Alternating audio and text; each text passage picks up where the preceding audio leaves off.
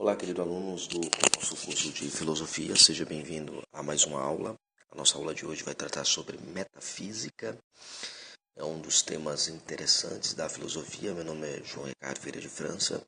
Seja bem-vindo a esta nossa aula, ao nosso ambiente virtual de estudos e que nós possamos, como docente e discentes, crescer no conhecimento melhor da filosofia. Ok? Muito bem, sigamos para a nossa aula.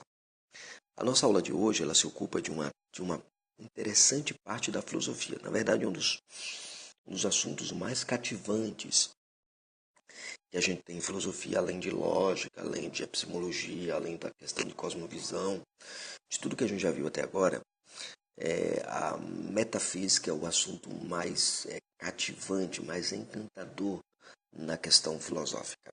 O problema do ser foi uma das principais discussões dos filósofos gregos quando a filosofia surge, né? A filosofia surge decorrente também dessa grande questão, o que é o ser, o que é a existência, a problemática da existência. Podemos dizer que a metafísica trata da teoria da realidade, das coisas como nós vemos, da maneira como nós olhamos para o mundo. A gente chama isso de realidade. A realidade, o mundo é uma realidade na nossa vida, ok? Muito bem, vamos seguir aqui. A primeira questão que a gente levanta nesta aula de hoje é a definição, né? O que é metafísica? Etimologicamente, metafísica é uma palavra que deriva do grego, da palavra metafísica, né? O termo aí é uma junção, esse termo aqui, deixa eu voltar aqui. Esse termo aqui é metafísica, é um termo que é uma junção de dois termos, né? O primeiro deles é uma preposição, meta, que significa acima. Você conhece essa palavra nos seriados de TV, né? Hoje é meta-humanos, né? Então meta acima, além. E o substantivo física, esse substantivo aqui, física, que significa física ou realidade. Em outras palavras, a metafísica é a teoria da realidade. É a teoria que trata com a realidade das coisas que existem, da maneira como existem. Muito bem, sigamos aqui. Jean-Paul Sartre e a metafísica. Aqui o problema da metafísica foi colocado atualmente de maneira muito interessante. Atualmente, o problema básico da metafísica foi formulado de forma clara pelo filósofo Jean-Paul Sartre. Ele disse que a questão básica da filosofia é que as coisas existem ao invés de não existirem. Então, a questão basilar, né, a gente chamaria de uma questão axiológica, axiomas, né, bases fundamentais, é que as coisas elas simplesmente existem ao invés de não existirem. Essa é uma grande problemática. Francis Schaeffer, no seu livro O Deus que se revela, nos lembra que nada que seja digno de nome de filosofia pode pôr de lado o fato das formas, de que as coisas existem e que elas existem na sua forma, na sua complexidade presente. É a isto que estou me referindo quando falo do problema da metafísica, a existência do ser. Então, o problema da metafísica é a existência do ser. O ser, ele existe.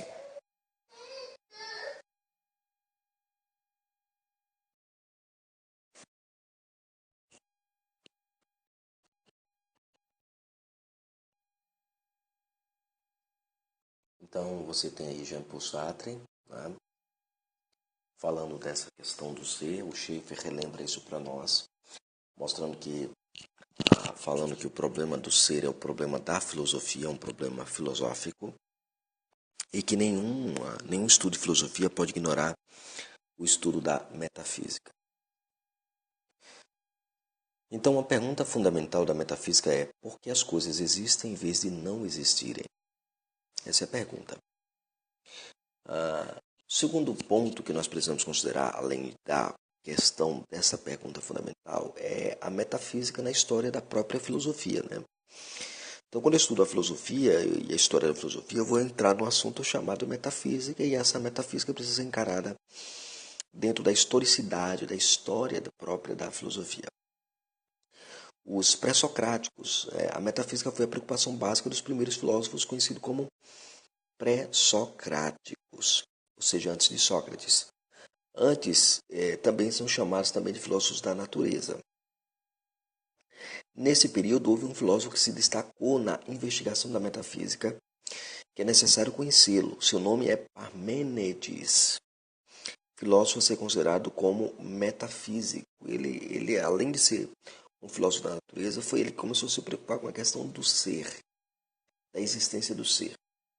Sua preocupação fundamental é o ser, ou seja, a sua questão fundamental é a existência. As coisas existem. E aí ele começa a observar a criação, que era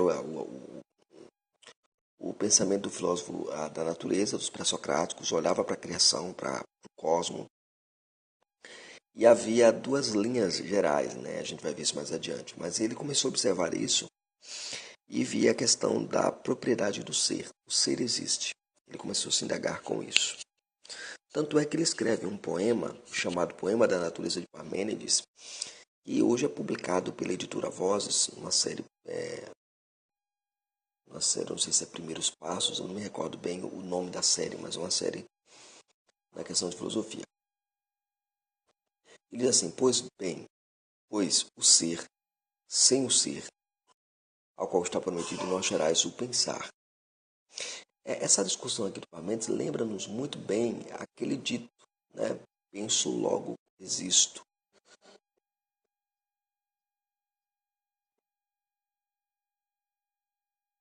Então ele vai dizer assim, sem o ser você não acha o pensar, pois não será outra coisa além do ser. Ou seja, ele não é e também não será outra coisa além do ser.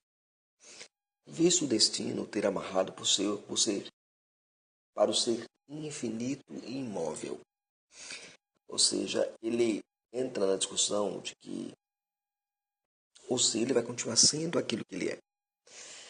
Acerca dele são todos os nomes que os mortais instituem, confiantes de que eram reais. Então, gerar-se e destruir-se, ser e não ser, ser e não nascer, mudar de cor e mudar a cor brilhante. Essa discussão que você vai ter no poema de Parmênides é uma discussão que ele vai tratar, porque ele olha para o mundo, vê as mudanças do mundo, mas ele vê a essência das coisas permanecendo. E aí ele diz, o ser, ele é imóvel, ele não move, o ser continua existindo.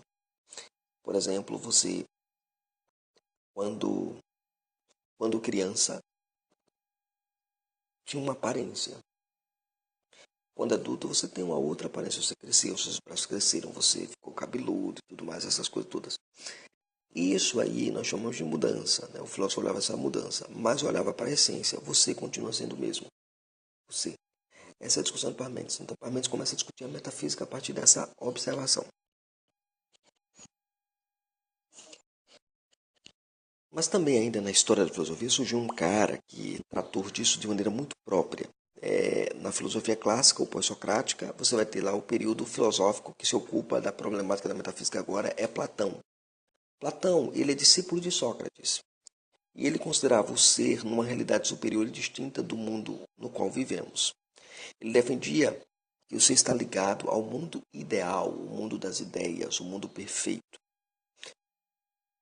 E o mundo real, que é o mundo que nós vivemos, o mundo do sensível, o mundo dos sentimentos, o mundo dos sentidos, o mundo que você vê, o mundo que você observa, o mundo que muda, é o mundo que muda. Então, Platão ele fez essa dualidade, como nós já vimos nas aulas anteriores, essa dualidade, ele vai entrar também na problemática da metafísica platônica, ok?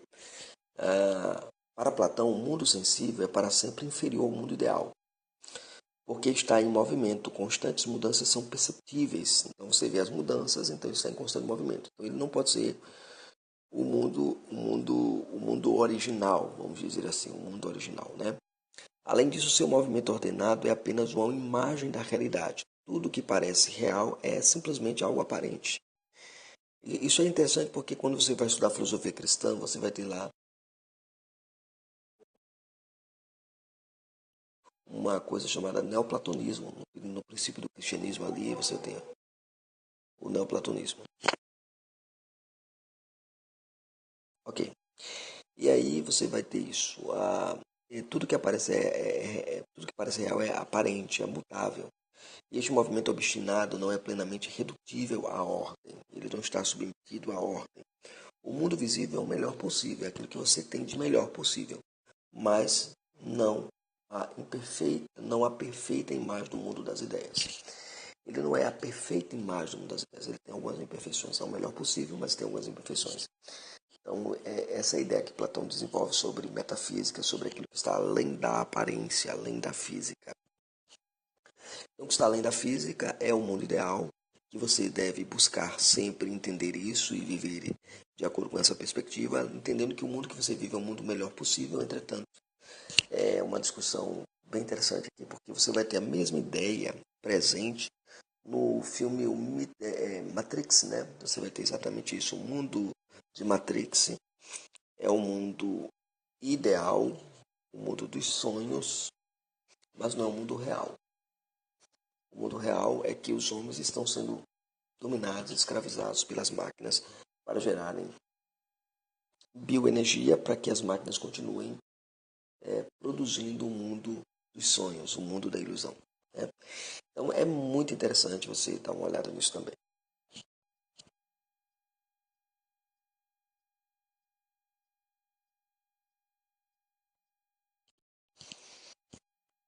Vou seguir aqui. Dois problemas metafísicos. Os filósofos metafísicos têm caído em dois problemas, ou melhor, dois campos, né, cruciais do saber. Primeiro, você vai ter os humanistas, a busca pela unidade do mundo. O segundo são os pluralistas, que são atomistas. Cada parte do mundo é formada de átomo. E este grupo vive a busca da explicação para tanta diversidade que existe no mundo. Comecemos pelo problema como é formulado pelos monistas. Bem, eles afirmam que todas as coisas são formas de uma substância ou de uma essência comum. Eles compreenderam que, para que o mundo fizesse sentido, deveria haver uma única substância que explicasse a existência de tudo que existe. Ele observa o mundo e diz, não é possível que exista tanta diversidade, mas tem que ter alguma coisa que ligue essas diversidades. Alguma coisa que une essas diversidades, ok? E aí surgiram várias propostas, como nós vamos ver na parte quando começarmos a estudar a história da filosofia. O problema formulado também pelos pluralistas. Para este grupo, os filosóficos, todas as coisas existentes são formas variadas de várias substâncias ou essências. Não há uma unidade que explica a diversidade, mas a diversidade explica a essência, explica o ser.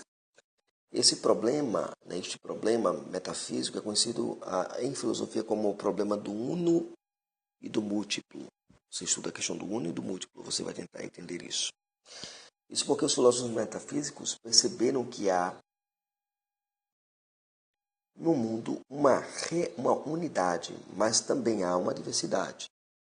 Mas não conseguiram encontrar uma resposta lógica para a coexistência dessas duas coisas. Eles não entendiam, por exemplo, que o mundo... Aí vai ter várias explicações, né? Por exemplo, vai ter a substância é a água, o outro vai dizer a substância é o ar, o outro a substância é o fogo. Então, começa essa discussão.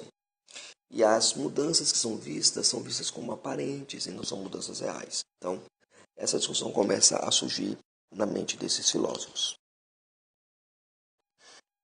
Três respostas aí, depois de um tempo, três respostas foram oferecidas ao problema da metafísica.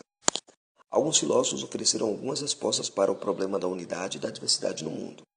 A primeira resposta é a posição irracionalista. A solução geralmente proposta é que não há explicação lógica ou racional, afinal, tudo é caótico, tudo é irracional, tudo é absurdo. Esse é o ponto de vista expresso no Grande Frenesi, né? Naquela obra Grande Frenesi, no mundo do pensamento existencial. E também naquele livro lá, O Teatro do Absurdo. Né? Mas ninguém pode sustentar com coerência que tudo seja caótico e irracional, que não haja respostas fundamentais para as coisas.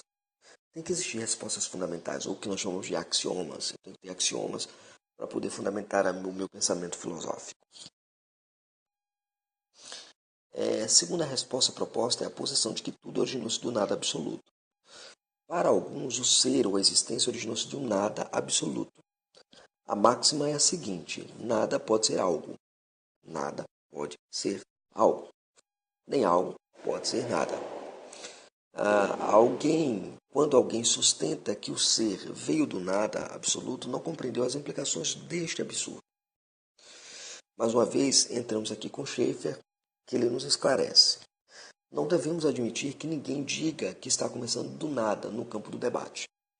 Lembra aquela ideia de que você está debatendo com alguém diz assim, eu estou começando do campo neutro. Como nós estudamos lá as questões relacionadas à cosmovisão, nós vimos que na cosmovisão você não vai vazio, você vai cheio de pressupostos.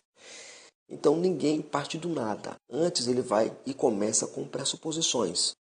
Aquela famosa ideia do mito da neutralidade muito presente na academia, na faculdade, na universidade, é uma mentira intelectualizada. Ou seja, o cara vai dizer assim, o cientista está comprovado cientificamente. O cientista é sempre pressuposições. Mentira, ele é tão pressuposto quanto o religioso. Ele é tão cheio de religião quanto aquele que é religioso. Então você vai ter exatamente essa ideia aí presente na questão da posição de que diz que tudo originou-se do nada absoluto. E a terceira resposta é a posição de que tudo teve um começo impessoal. Na verdade, isso aqui é resultado daquela que nós vimos anterior.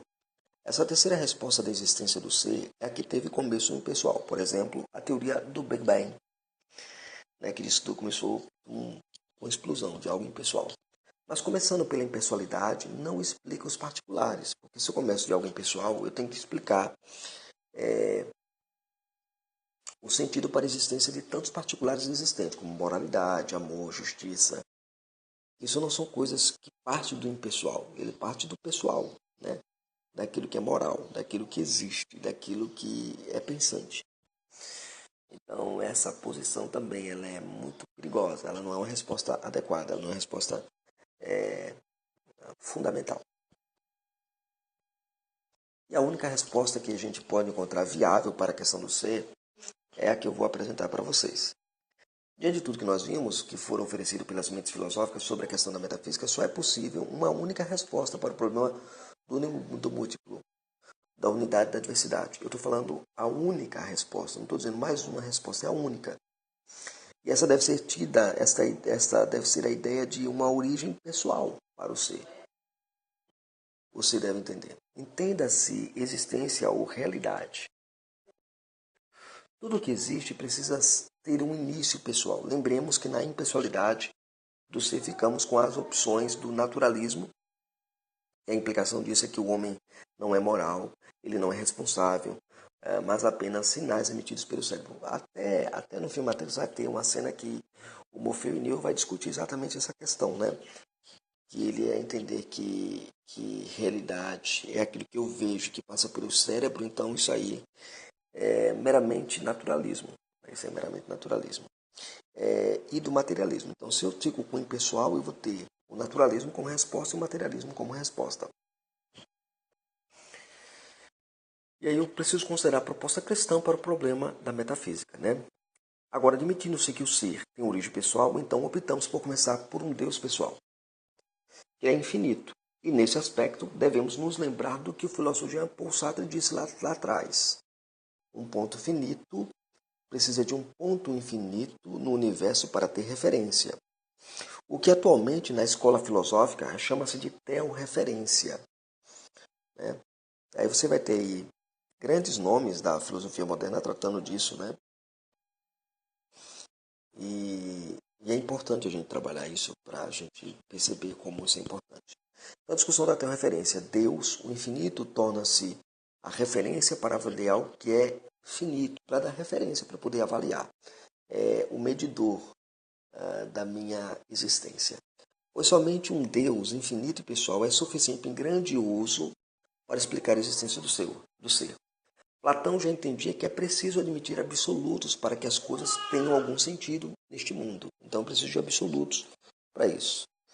E o dogma da Trindade é a única resposta para a discussão do uno e do múltiplo. E se admitirmos que Deus é pessoal, então necessitamos encontrar em Deus uma unidade e uma diversidade. Os filósofos não encontraram a resposta, mas o cristianismo a tem unicamente na Trindade. Assim, a ideia é expressa de modo como segue. Deus é um em essência, a gente chama de uno, e todavia ele é três, muitos em pessoas distintas. Ele é eterno, então ele é um motor imóvel, né, que dá origem a todas as coisas e nele há uma diversidade que explica as diversidades do mundo. Então esse é o resumo do dogma da doutrina da Trindade e da fé cristã. Então no cristianismo nós encontramos a resposta do uno e do múltiplo na pessoa de Deus, no Deus triuno. Como diz Agostinho, vós sois Deus e Deus sois vós. Então, essa é a discussão que a gente precisa trazer para a questão da metafísica. Então, a metafísica ela encontra sua resposta a isso. Então, a metafísica ela trata da realidade, do que está além da física, o que está além da aparência, daquilo que de fato é real. Ok? Um abraço e a gente se vê no nosso próximo encontro, na nossa próxima aula, tratando mais um tema da filosofia.